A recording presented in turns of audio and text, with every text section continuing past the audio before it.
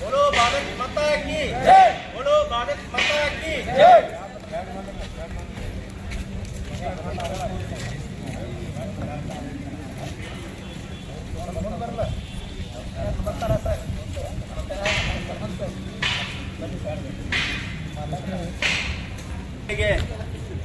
ಮನವಿ ಕೊಡ್ಲಾಕ ಬಂದೇವಿ. ವಿಷಯ ಏನಪ್ಪಾ ಅಂದ್ರೆ ಮೊನ್ನೆ ನಮ್ಮ ನಗರ ಶಾಸಕರಾದಂಥ ಬಸನಗೌಡ ಪಾಟೀಲ್ ಯತ್ನಾಳ್ ಸಾಹೇಬರಿಗೆ ಖಾದ್ರಿ ಅನ್ನುವ ವಕೀಲರು ಏಕವಚನದಲ್ಲಿ ಅಸಭ್ಯವಾಗಿ ಮಾತಾಡೋದ್ರ ಸಲುವಾಗಿ ಅವ್ರ ಮೇಲೆ ಕ್ರಮ ಆಗ್ಬೇಕಂತ ಹೇಳಿ ನಾವು ಮಾನ್ಯ ಜಿಲ್ಲಾಧಿಕಾರಿಗಳಿಗೆ ಮನವಿಯನ್ನು ಕೊಡ್ತಾ ಇದ್ದೇವೆ. ಆ ಮನವಿ ವಿಷಯ ಏನಪ್ಪ ಅಂದ್ರೆ ನಮ್ಮ ರಾಜ್ಯ ನಾಯಕರು ವಿಕ್ರಮ್ ಗಾಯಕ್ವಾಡ್ ಅವರು ಆ ವಿಷಯವನ್ನು ಆ ಮನವಿಯನ್ನು ಓದ್ತಾರೆ. ಆ ಮುಖಾಂತರ ನಾವು ಜಿಲ್ಲಾಧಿಕಾರಿಗೆ ಕೊಡ್ತೀವಿ. ಹೌದು ರಾಮ ಸಾಹೇಬ್ರ ಮುಖಾಂತರ ಅವರಿಗೆ ನಾವು ಅರ್ಪಿಸ್ತಾ ಇದ್ದೇವೆ. ಶ್ರೀ ವಿಕ್ರಮ್ ಅವರು ಆ ಮನವಿಯನ್ನು ಓದಬೇಕಾಗಿ ಅವರಲ್ಲಿ ವಿನಂತಿ.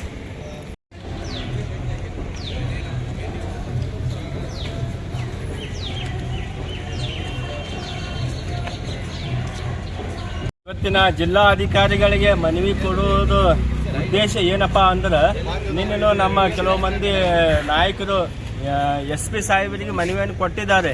ಇವತ್ತಿನ ಕೊಡೋ ಉದ್ದೇಶ ಏನಪ್ಪಾ ಅಂದ್ರೆ ಆ ಖಾದ್ರಿ ವಕೀಲ ಏನು ಮಾನ್ಯ ಶಾಸಕರಿಗೆ ಬಸನಗೌಡ ಪಾಟೀಲ್ ಯತ್ನಾಳ್ ಸಾಹೇಬರಿಗೆ ಏನು ಖಾದ್ರಿ ವಕೀಲೇನು ಮಾತಾಡಿದ್ದಾನ ಅವಹೇಳನಕಾರಿ ಮತ್ತು ಏಕವಚನ ಮತ್ತು ಅಶ್ಲೀಲ ಶಬ್ದಗಳ ಏನು ಮಾತಾಡ್ಯಾನ ಅವನ ಆ ಮಾತಿನ ವಿರುದ್ಧವಾಗಿ ಇವತ್ತು ನಾವು ಜಿಲ್ಲಾಧಿಕಾರಿಗಳಿಗೆ ಒಂದು ಮನವಿಯನ್ನು ಕೊಡ್ಲಾಕ ಬಂದೇವಿ. ಈ ಮನವಿ ಉದ್ದೇಶ ಏನಪ್ಪ ಅಂದ್ರೆ ಈ ವಿಷಯದ ಉದ್ದೇಶ ಏನಪ್ಪ ಅಂದ್ರೆ ಮಾನ್ಯ ಬಸನಗೌಡ ಪಾಟೀಲ್ ಯತ್ನಾಳ್ ಅವರು ಕೇವಲ ಇವತ್ತು ಒಬ್ಬರು ಅವರು ಶಾಸಕರಾಗಿ ಉಳಿದಿಲ್ಲ, ಇವತ್ತು ಕರ್ನಾಟಕದಾದ್ಯಂತ ಒಬ್ಬ ಹಿಂದೂ ನಾಯಕರಾಗಿ ಬೆಳೆದಿದ್ದಾರೆ. ಮತ್ತು ಅವರಿಗೆ ಹಿಂದೂ ಹುಲಿ, ಉತ್ತರ ಕರ್ನಾಟಕದ ನಾಯಕ, ಉತ್ತರ ಕರ್ನಾಟಕದ ಹಿಂದೂ ಹುಲಿ ಅಂತ ಹೇಳಿ ಹೇಳ್ತಾ ಇದ್ದಾರೆ. ಮತ್ತು ಅದೇನು ಅವರಾಗೆ ಹೇಳ್ಕೊಂಡಿರುವಂಥದ್ದಲ್ಲ, ಅದು ಏನು ಹಿಂದೂ ನಾಯಕ ಆಗಲಿ ಉತ್ತರ ಕರ್ನಾಟಕದ ನಾಯಕ ಆಗಲಿ ಹಿಂದೂ ಹುಲಿ ಅಂತ ಹೇಳಿ ಜನರೇ ಅವರಿಗೆ ಕೊಟ್ಟಿರುವಂಥ ಬಿರುದ. ಇವತ್ತೇನಾಗೈತಪ್ಪ ಅಂದರೆ ಇವ ಏಕಚಿತ್ ಒಬ್ಬ ವಕೀಲ ಮತ್ತು ಅವರಿಗೆ ಅಸಭ್ಯವಾಗಿ ಏಕವಚನಾಗಿ ಮಾತಾಡೋದ್ರಿಂದ ಅದು ಏನಾಗೈತಿ, ಅವ ಮಾತಾಡೋದು ವೈರಲ್ ಆಗಿ ಇಡೀ ನಾಡಿನಾದ್ಯಂತ ಕರ್ನಾಟಕದಾದ್ಯಂತ ಅದು ವೈರಲ್ ಆಗೈತಿ. ಈ ವೈರಲ್ ಆಗಿ ಸಲುವಾಗಿ ಏನಾಗೈತಿ, ಇಡೀ ಕರ್ನಾಟಕದ ಹಿಂದೂ ಅಭಿಮಾನಿಗಳು ಎಲ್ಲರೂ ಏನಪ್ಪ ಅಂದ್ರೆ ಏನಾದ್ರೆ ಅವನ ಮೇಲೆ ಆ್ಯಕ್ಷನ್ ತೊಗೋಬೇಕು, ಏನಾದ್ರೆ ಪ್ರತಿಭಟನೆ ಮಾಡಬೇಕು. ನಾವು ಬಿಜಾಪುರಿಗೆ ಬರ್ತೇವೆ, ಬಸನಗೌಡ ಪಾಟೀಲ್ ಯತ್ನಾಳ್ ಹಿಂಗೆ ಮಾತಾಡ್ಲಾತಾನಪ್ಪ ಅಂದ್ರೆ ನಮ್ದು ರಕ್ತ ಕುದಿಲಾಕತ್ತೈತಿ, ನಮ್ಗೆ ಸಿಟ್ಟು ಬರ್ಲಾತೈತಿ, ಇದಕ್ಕೆ ಏನಾದ್ರೆ ಪ್ರತಿಭಟನೆ ಮಾಡಬೇಕು ಅಂತ ಹೇಳಿ ಅವ್ರೆಲ್ಲರೂ ಏನಪ್ಪ ಅಂದ್ರೆ ಸತತವಾಗಿ MLA ಕಚೇರಿಗೆ ಮತ್ತು ಅವರ ಅಭಿಮಾನಿಗಳು ಮತ್ತು ಅವರ ಫಾಲೋವರ್ಸ್ ನಮ್ಮ ಎಲ್ಲರಿಗೂ ಏನಪ್ಪ ಅಂದ್ರೆ ಅನೇಕ ಕರೆಗಳನ್ನು ಬದಲಾಗತ್ತವೆ. ಆ ಉದ್ದೇಶ ಏನಪ್ಪ ಅಂದ್ರೆ ಆ ಉದ್ದೇಶ ಅದು ಮುಂದೆ ಇದು ಈ ವಿಷಯ ವಿಕೋಪಕ್ಕೆ ಹೋಗಬಾರ್ದು. ಇಡೀ ನಾಡಿನಾದ್ಯಂತ ಎಲ್ಲ ಮಂದಿ ಬಸನಗೌಡ ಪಾಟೀಲ್ ಯತ್ನಾಳ್ ಸಾಹೇಬ್ರ ಅಭಿಮಾನಿಗಳು ಎಲ್ಲರೂ ಬಿಜಾಪುರಿಗೆ ಬಂದು ಇಲ್ಲಿ ಬಂದು ಏನಾದರೂ ಅನಾಹುತ ಆಗಬಾರ್ದು ಅಂಥೇಳಿ ಅವ್ರೇನು ಹೇಳತ್ತಾರಪ್ಪ ಅಂದ್ರೆ ನಾವೆಲ್ಲರೂ ಬರ್ತೇವೆ, ಆ ವಕೀಲಿನ ಮೇಲೆ ಏನಾದರೂ ಒಂದು ಕ್ರಮ ತೊಗೊಳೋನು, ಅವ್ನಿಗೆ ಏನಾದರೂ ಮಾಡೋನು. ಈಗ ನಮ್ಮ ನಾಯಕರಾದಂಥ ಇಂಥವ್ರ ಮೇಲೆ ಮಾತಾಡಿದ್ರೆ ಅವ ಒಂದು ಏನಪ್ಪ ಅಂದ್ರೆ ಅವ ಏನು ನಾವು ಹೇಳಬೇಕಪ್ಪ ಅಂದ್ರೆ ನಾವೆಲ್ಲ ಬಸನಗೌಡರ ಅಭಿಮಾನಿ ಇರೋದ್ರಿಂದ ಅಂಥ ಅವ ಮಾತಾಡಿದಂಥ ಹೊಲಸು ಶಬ್ದ ನಮಗೆ ಬರೋದಿಲ್ಲ. ನಮಗೇನು ಭಾಳ ನಾಲಾಯಕ, ಬದ್ಮಾಸ, ಲಪುಟ ನಾವು ಇಂಥ ಶಬ್ದಗಳನ್ನು ಮಾತಾಡ್ಬೋದು. ಆದ್ರೆ ನಾವು ಮಾತಾಡಬಾರ್ದು ಅಂಥೇಳಿ ನಾವು ಮಾಡೇವಿ. ಯಾಕಪ್ಪ ಅಂದ್ರೆ ನಾವೆಲ್ಲರೂ ಒಳ್ಳೆ ಸಂಸ್ಕಾರ, ಒಳ್ಳೆ ಧರ್ಮನ್ಯಾಗ ಹಿಂದೂ ಧರ್ಮನ್ಯಾಗ ಹುಟ್ಟಿ ಹಿಂದೂ ಸಂಸ್ಕೃತಿ ಏನಪ್ಪ ಅಂದ್ರೆ ಇನ್ನೊಬ್ಬರಿಗೆ ಅವಹೇಳನಕಾರಿಯಾಗಿ ಬೈಬಾರ್ದು ಅಂಥೇಳಿ ಕಲಿಸ್ಕೊಡ್ತೈತೆ. ಅದು ನಾವು ಅವನಿಗತ್ಲೇನೆ ಏಕವಚನ್ಯಾಗ ಅಶ್ಲೀಲ ಶಬ್ದ ಮಾತಾಡಿದ್ರೆ ಅವನಿಗೂ ನಮ್ಗೆ ಏನು ವ್ಯತ್ಯಾಸ ಆಗೋದಿಲ್ಲ. ಅವ ಇಷ್ಟೇ ತಿಳ್ಕೋಬೇಕು, ಅವ ಒಬ್ಬ ವಕೀಲ ಅದಾನ. ವಕೀಲಪ್ಪ ಅಂದ್ರೆ ಈ ಸಮಾಜದಲ್ಲಿ ವಕೀಲರು, ಡಾಕ್ಟರು, ಇಂಜಿನಿಯರು ಇವರೇನಪ್ಪ ಅಂದ್ರೆ ಸಮಾಜನಾಗ ಉನ್ನತ ವ್ಯಕ್ತಿಗಳು, ಇದು ಉನ್ನತ ವ್ಯಾಸಂಗ, ಇದು ಉನ್ನತ ಶಿಕ್ಷಣವನ್ನು ಮುಗಿಸಿಕೊಂಡವರು. ಇವರು ಏನಪ್ಪ ಅಂದ್ರೆ ಇವರೇ ಕೆಲವು ಮಂದಿ ವಕೀಲರು, ಡಾಕ್ಟರು, ಇಂಜಿನಿಯರು ಇವರೇ ಸಮಾಜವನ್ನು ಮುನ್ನಡೆಸಿರುವಂಥ ವ್ಯಕ್ತಿ ಮತ್ತು ಎಲ್ಲ ಕಾಯ್ದೆ ಕಾನೂನನ್ನು ತಿಳ್ಕೊಂಡಿರುವಂಥ ವ್ಯಕ್ತಿ.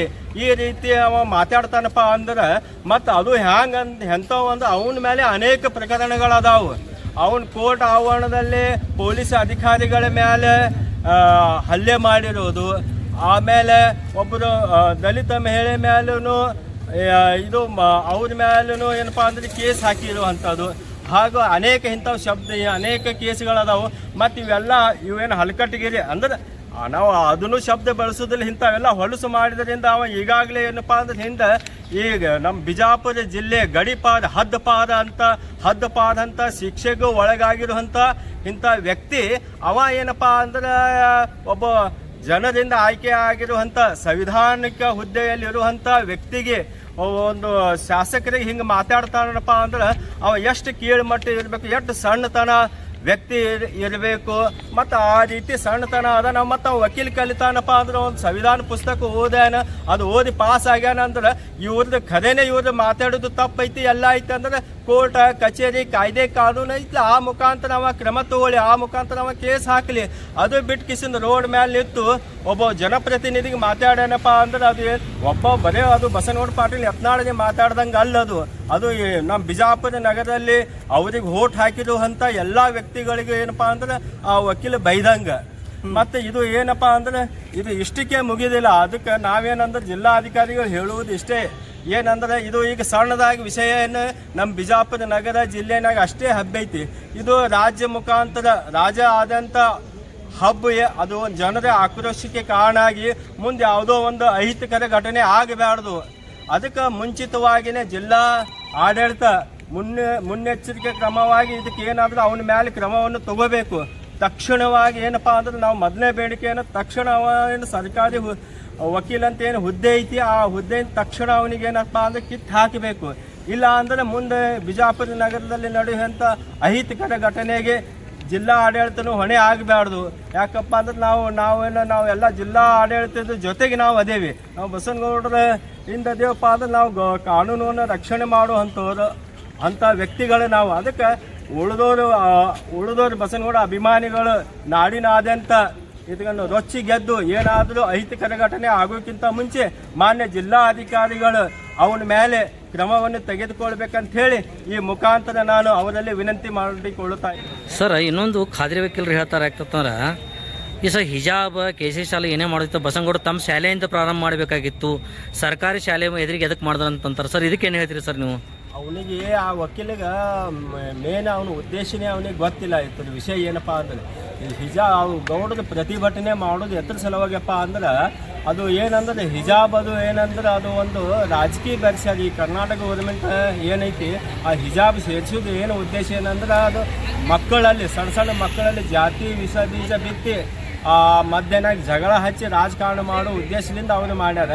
ಆದ್ರೆ ನಾವು ಅವನಿಗೆ ಹೇಳಕ್ಕೆ ಇಚ್ಛೆ ಪಡ್ತೀನಿ ಏನಪ್ಪ ಅಂದ್ರೆ ಎಲ್ಲ ಶಾಲಾ ಕಾಲೇಜುಗಳೊಳಗೆ ಸರ್ಕಾರದ ಒಂದು ಯೂನಿಫಾರ್ಮ್ ಅಂತ ಏನು ಇರ್ತೈತಿ, ಅದು ಕನ್ನಡನಾಗ ಸಮವಸ್ತ್ರ ಅಂತ ಏನು ಇರ್ತೈತಿ, ಅದು ಏನಪ್ಪ ಅಂದ್ರೆ ಎಲ್ಲ ಶಾಲೆಯೊಳಗೂ ಏನಪ್ಪ ಅಂದ್ರೆ ಸಮವಸ್ತ್ರನೇ ಕಡ್ಡಾಯವಾಗಿ ಇರಬೇಕಂತೇಳಿ ಹಿಂದೆ BJP ಗೌರ್ಮೆಂಟ್ ಇದ್ದಾಗ ಸಮವಸ್ತ್ರ ಆಯಾ ಶಾಲಾ ಕಾಲೇಜ್ ಕಮಿಟಿಯವ್ರು ಏನು ಸಮವಸ್ತ್ರ ಮಾಡಿರ್ತಾರೆ ಅದೇ ಮುಂದುವರಿಸಬೇಕು ಅಂತ ಹೇಳಿ. ಅದರಿಂದ ಬಸನಗೌಡ ಪಾಟೀಲ್ ಯತ್ನಾಳದ ಅವ್ರ ಸಾಲಿ ಒಂದೇ ಇಲ್ಲ, ಇನ್ನೂ ಒಂದೇ ಸಾಲಿ ಹೇಳ್ಯಾನ ಅದು ಸಂಗನ ಬಸವ ಅಂತ ಅವ್ರು 5-6 ಸಾಲಿಗಳದಾವು. ಆ 5-6 ಸಾಲಿ ಒಳಗೆ ಆ ಕಮಿಟಿಲಿಂದ ಏನು ಯೂನಿಫಾರ್ಮ್ ಐತೆ ಅದೇ ಯೂನಿಫಾರ್ಮ್ ಕಡ್ಡಾಯವಾಗಿ ನಡೀತೈತೆ. ಅಲ್ಲಿ ಯಾವುದು ಹಿಜಾಬ್ ಅದು ಏನೂ ನಡೀದಿಲ್ಲ. ಮತ್ತು ಆ ವಕೀಲಿಗೆ ಇನ್ನೊಂದು ವಿಷಯ ಹೇಳಕತ್ತೀನಿ, ಆ ಬಸನಗೌಡ ಪಾಟೀಲ್ ಯತ್ನಾಳದ ಅವರ ಅಧ್ಯಕ್ಷತೆಯಲ್ಲಿರುವಂಥ ಎಲ್ಲ ಶಾಲಾ ಕಾಲೇಜುಗಳೊಳಗೂ ಎಲ್ಲ ಜಾತಿಯ ಎಲ್ಲ ಧರ್ಮದ ಮಕ್ಕಳು ಏನಪ್ಪ ಅಂದ್ರೆ ಒಂದೇ ಯೂನಿಫಾರ್ಮ್ ಹಾಕೊಂಡು ಅಲ್ಲಿ ಏನಪ್ಪ ಅಂದ್ರೆ ಶಿಕ್ಷಣವನ್ನು ಕಲಿತಾ ಇದ್ದಾರೆ. ಅವ್ರೇನಪ್ಪ ಒಂದು ಕೇಸರಿಯಾಗಿನ 10 ಶಾಲಾ ಕಾಲೇಜುಗಳನ್ನು ತರ್ತಾರೆ. ಮತ್ತು ಈ ಹಿಂದೂ ಸಮಾಜಕ್ಕೆ ಮತ್ತು ಬಿಜಾಪುರ ಜನರಿಗೆ ಶಿಕ್ಷಣ ಸಲುವಾಗಿ ಎಷ್ಟು ಅವಶ್ಯಕತೆ ಐತಿ ಅಷ್ಟು ಶಾಲಾ ಕಾಲೇಜುಗಳನ್ನು ತರ್ತಾರೆ. ಆ ಮುಖಾಂತರ ಅವ್ರು ಸಮಾಜ ಸೇವೆಯನ್ನು ಮಾಡ್ತಾರೆ. ಏನು ಸಂವಿಧಾನಬದ್ಧವಾಗಿ ಏನು ಯೂನಿಫಾರ್ಮ್ ಐತಿ ಅವೇ ಕಂಟಿನ್ಯೂ ಮಾಡ್ತಾರೆ ಮತ್ತು ಅದೇ ಕಾನೂನುಬದ್ಧವಾಗಿ ಐತಿ ಅಂತ ಹೇಳಿ ನಾನು ಅವನಿಗೆ ಇದು ಹೇಳಕ್ಕೆ ಇಚ್ಛೆ ಪಡ್ತೀನಿ. ನಿಮ್ಮ ಹೆಸರು? Karnataka Babu Sirsal. Thank you sir.